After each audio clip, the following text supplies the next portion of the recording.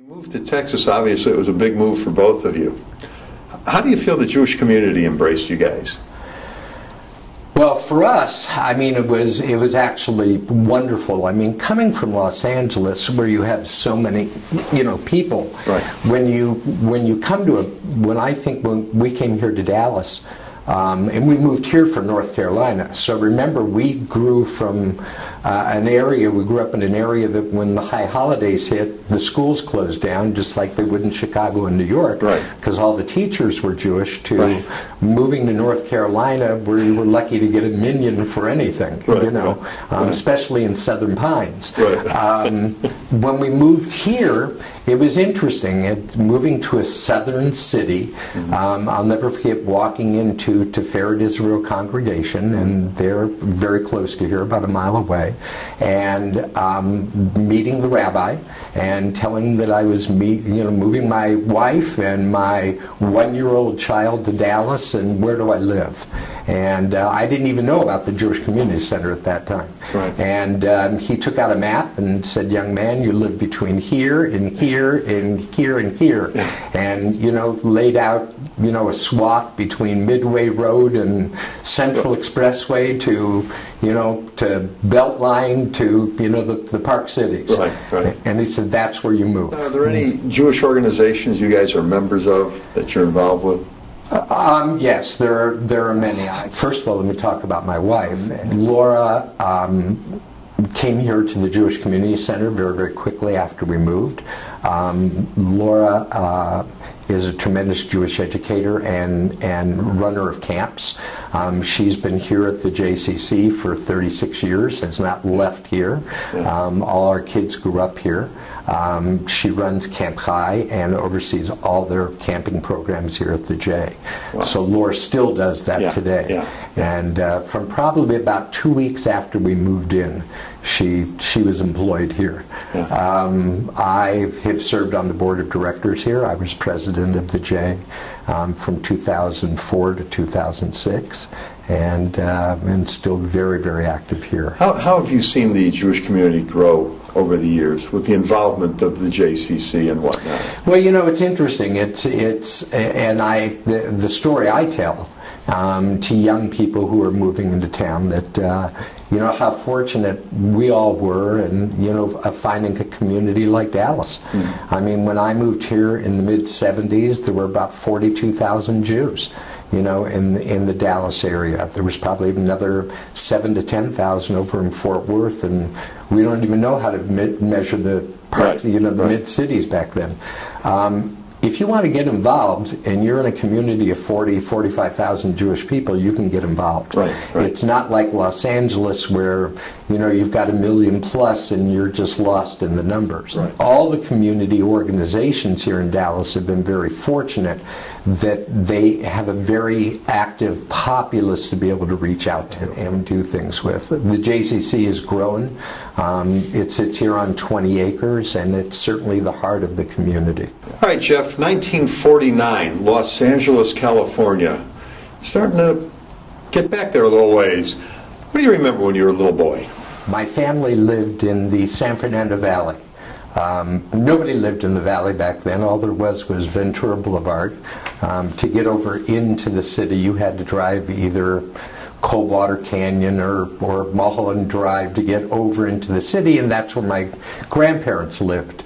My grandfather on my father's side was a builder at the time, and I remember, isn't it funny, a vivid memory of just empty lots, frame houses going up. They were building a freeway at the time, and there was a dam behind it, and that's where all of us used to play. Was in this freeway construction area and the dam, which was the Sepulveda Dam at the time. What about your grandfather on the other side? What did he do? My grandfather on the other side was actually in the baby business. He manufactured and sold juvenile products, and he came out of Cleveland, Ohio, and moved to California. And my mother and my father were both native Californians. Did you ever find out why they left Cleveland for California? I think it was purely business, and it had to do with distribution. There were no distributors of juvenile products on the West Coast. My grandfather moved out and opened a large wholesale distribution company and sold products for a lot of different manufacturers. Yeah. Do you know when that was that he made that move? It was in the 30s. I don't know exactly when, but I know it was in the 30s. So that still was a very big undertaking. That was a huge move. I mean, he moved out with his brothers. Actually, interestingly enough, my grandfather on my father's side, actually, those 7 boys came out of Russia and were put on a boat. They ended up through Ellis Island. But it's funny, 5 of the brothers all ended up in California. Did they ever tell, like your generation, any of those stories? Or is yeah. I mean, we had a lot of stories of the different, uncles and what they did. Did they tell you why they wanted to leave Russia? They were all very young. I know my grandfather was the youngest of the 7 brothers, and I think he was 6 at the time. They were getting out in the 90s, the 1890s, for the pogroms, and came and lived with an uncle or somebody who was in, I think, Trenton, New Jersey. For that chance at a better life. Yeah. Where'd you go to school, grammar school? Hesby Street School in Encino. It was the first elementary school built by the city of Los Angeles. Did you know that at the time? Of course, no. And it wouldn't have mattered at that time. No. What can you tell me about when you were small? When you were in grammar school, what'd you guys do? Those were fun days. I mean, I think we had one of the first television sets, in our neighborhood. I do remember the Howdy Doody show. I remember, Buffalo Bob. I remember those. When a little older, I remember Soupy Sales being on live, in Los Angeles. They had a lot of live TV. But we spent, a lot of time outside. Our parents were working. And so we would hang out in the neighborhood together. We built forts. We played in sand lots. There was a lot of outside play. Now, you were born in 49. Was your dad in World War II? Yes, yeah. My father was he was actually shot down 3 times. My father was in the Air Force.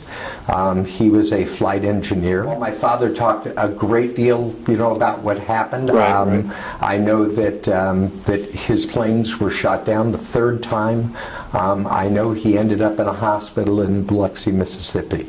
And the one story I remember the family telling, of course this is all before I was born, was my mother traveling by train with an aunt from Los Angeles to Biloxi, Mississippi. Well, now, where was your dad? Where was he stationed? He was stationed overseas in the Pacific. In the Pacific? Yeah. Do you know what aircraft he flew on? He flew B-29s. Yeah. I do have a picture of he and his plane. Shot down 3 times. What did he say about that? He didn't talk about it a lot.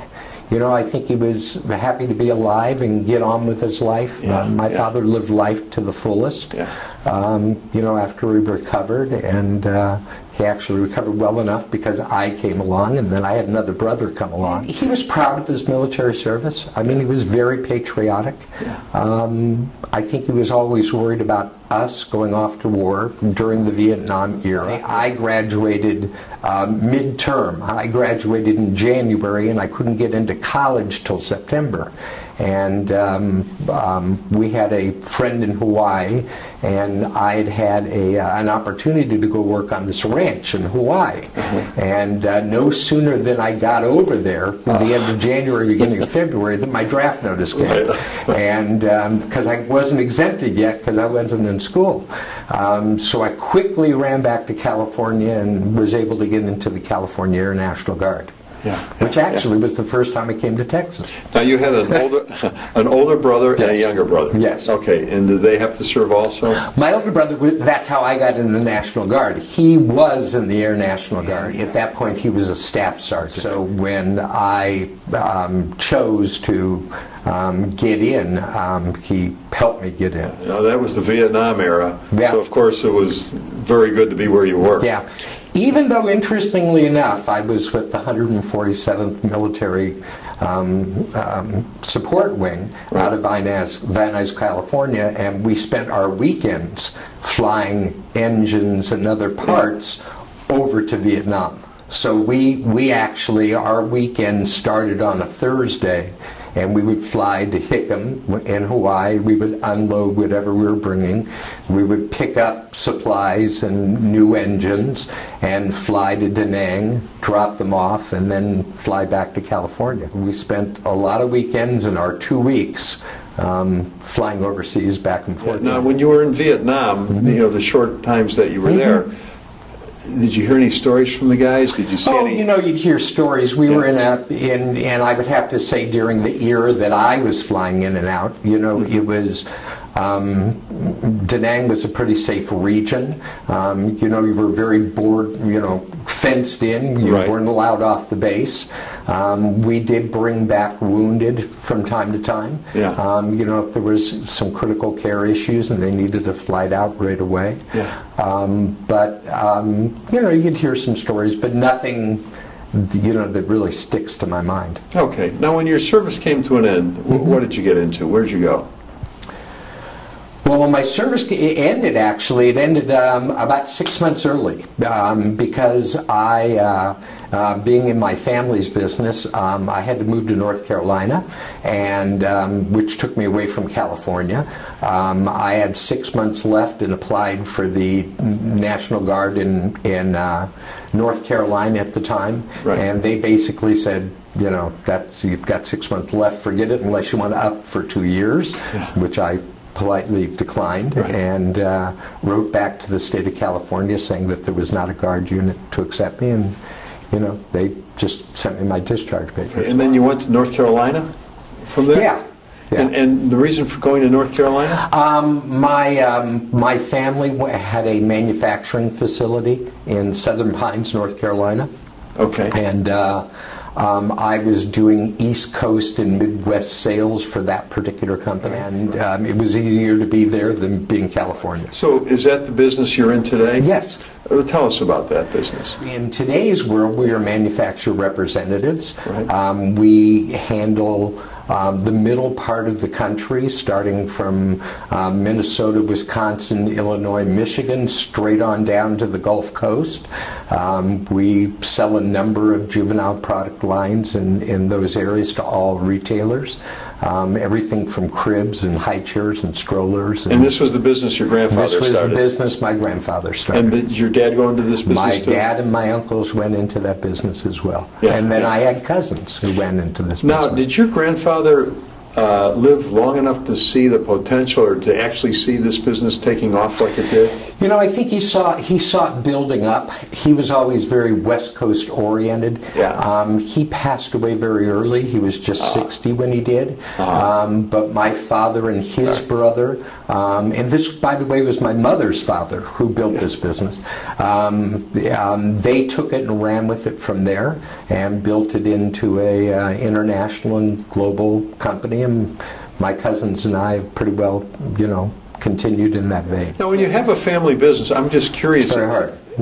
I was going to say, where? That's why I moved here. It was easier for me to be here in Texas, okay, 1,600 miles away from the rest of the family, if I wanted to stay in this business. How is it, the structure, you know, lined up on who's in what position? Well, you know, the structure actually worked out better later on, because by the time that I built up my name in the business and my cousins had and others, but you know, my father was ready to retire. He also passed away relatively young, and but we all realized that we were better off not actually working with each other, but you know, working in different parts of the industry. And still, I have my father's brother today, just recently retired, and he and I were, if anything, friendly competitors for years and years and years. So, L.A., North Carolina, how did Texas come into your head? Texas, actually, we moved here, my wife and I, in 1976. It was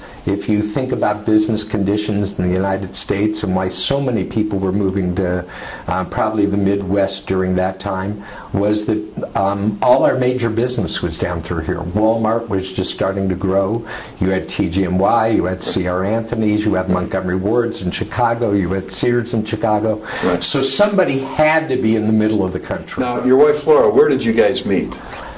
Laura and I met in camp. We were, I like to say she was 13, I was 12, and we met at a private resident Jewish camp in Southern California called Camp Scottmar. And Laura and I grew up there together during the summers, and we married soon after we got out of college. Now, were you dating as young kids, you know, in high school? We were friends. You know, she was from the other part of the valley. She grew up in Burbank, and I was in Encino. We saw each other a few times during the year, but it was really during the summers. Right. I'm sure I probably went out with all her girlfriends, and you know, she went out with a bunch of my friends, and then somewhere along the line we realized that we hadn't dated each other. Now, Jeff, in your lifetime, you've lived through so many momentous occasions and events on a national scene. Of course, here in Dallas, the Kennedy assassination. You lived through the Vietnam War era, of course. Something good, the moon landing in '69, of course, the tragedy of 9/11.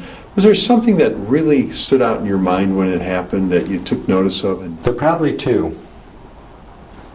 I think we all know where we were when Kennedy was assassinated, and you know that you know exactly where you were. And I can remember being in class and